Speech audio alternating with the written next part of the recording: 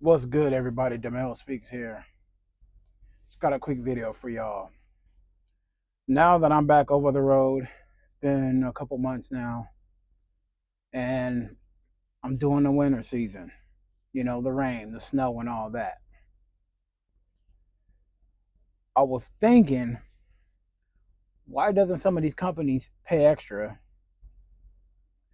if we're essential workers?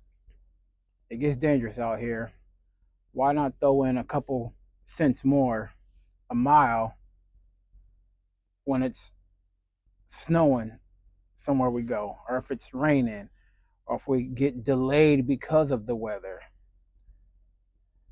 It'll give people the incentive to enjoy being out here if they get paid a little bit more being in harsher weathers. I wonder how we can go about talking to companies about that, because it seems like it'd be a good deal to keep people around, to let them know, like, hey, when the weather gets bad, we got you. Here's a little extra on your check. Here's a little extra in your pocket. Things of that sort. Because, man, I've been going through these hills between Oregon, California, Washington, and with the rainy season, with the snow starting to pile up little by little, not major, I'm seeing little spurts of snow here and there in certain parts. And man, it can get a little dangerous. Real talk, slipping and sliding and everything. I was coming down from the Redding area, above Redding, more like Lake Shasta, stuff like that. And that wind was getting crazy on your boy. It was ridiculous. Almost on some tip over type stuff. Now we're out here risking our lives for whatever product we're hauling.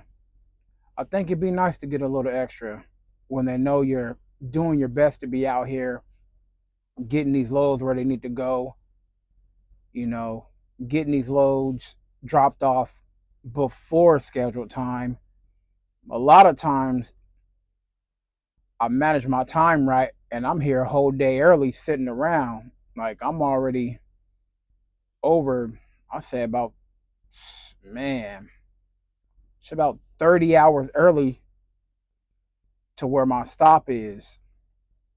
Two quick stops, and I'm gonna be sitting around for at least 30 hours before I'm able to drop off the load, because it's two live loads, because of you know the loads they have me doing.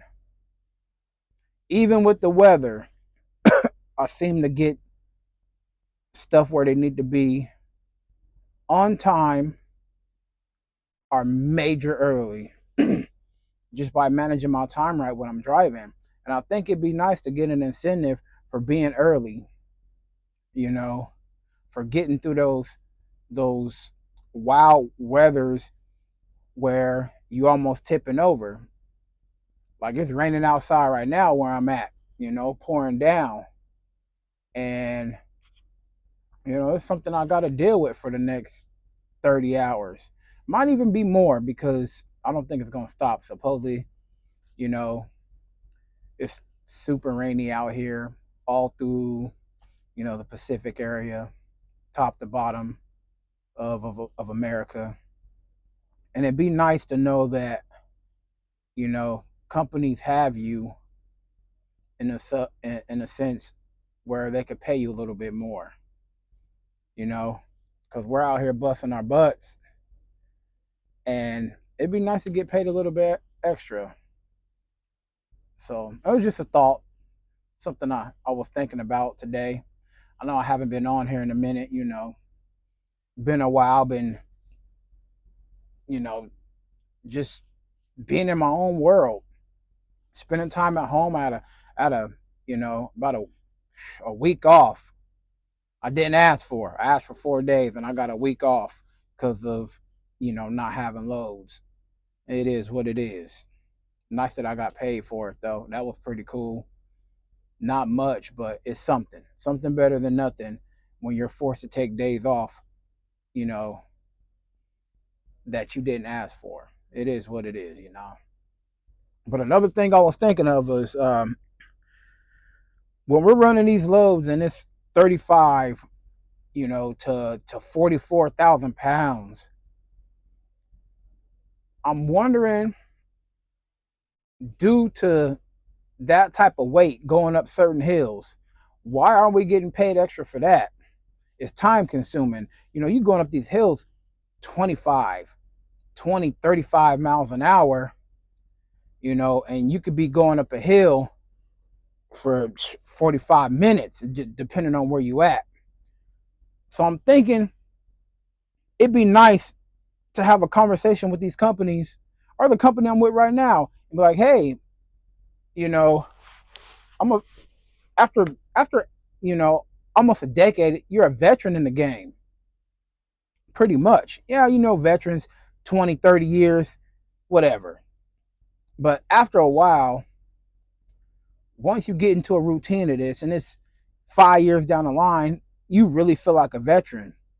You getting all the experience in and you have all the experience. But even so, why not pay us a little extra when we're hauling these loads over 35,000 pounds? Anything under that, cool. Give me whatever since you're going to give me, when I came into the company or, what I've built up to. But why not when we hit 35,000, the pay changes because it's more time consuming.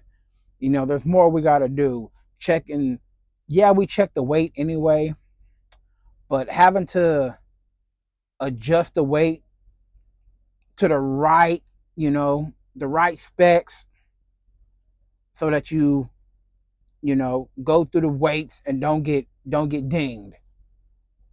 It'd be nice to get paid more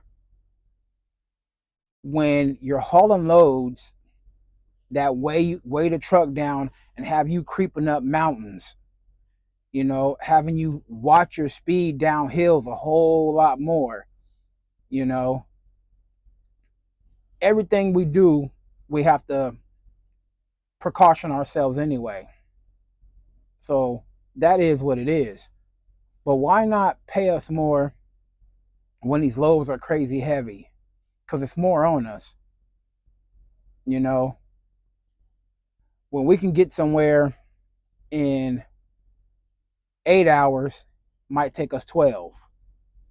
You know, it sometimes it really does change the speed, the time, the the amount of times we have to stop to check because you just never know what could happen with loads that heavy. Yeah, the trucks are seemingly built. The truck and trailers are seemingly built to hold those weights, but I think it'd be nice to get paid more once we hit a certain mark. I mean, like, what's the point of having all these different types of weights if it's not an incentive to get paid more for those weights?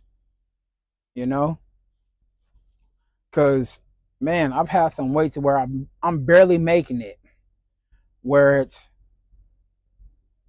11,800, on the drive tires. Then you know, then it's like 33 and 33 or 33, 800 on the stairs, and then another 33 400. I mean, matter of fact, there was one time where all all axles made it by altogether maybe 60 pounds, right at that edge where it's like, man, you gotta have the tandems at the right spot, switch these ones, switch that ones, and barely making it, you know, to where you're passing on the scale. Literally, you know, driving half a tank, just to get to where you need to go to pass enough weigh stations to not get messed with. Real risky stuff. And it ain't gonna come out their pocket um, if you go through the scale because you need to gas up and you're a little bit over. It's coming out of your pocket.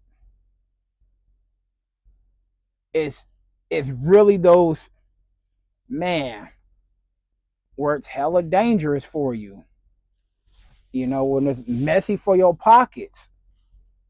So it would be nice to get paid more when we deal with those type of situations out here. You know, I've been so used to dealing with weight where you don't have to adjust the tandems, where you're good on every or on every axle, where you could just, what's the weight? Oh, 12, 12,000, 20,000. That's it. All right, cool. Let's go. Don't have to adjust anything. Just, check, do your pre-trip and dip out. You know, drive 500 miles and then drive back with, maybe 5,000 pounds of, of whatever was on the trailer. That's what I've been so used to now, having to do all this, weighing over again and pulling a creep mode up a hill, destroying the brakes, hitting the J brakes down the hill. Is, man, it seems like it would be great to know that you're carrying this amount of weight for us here.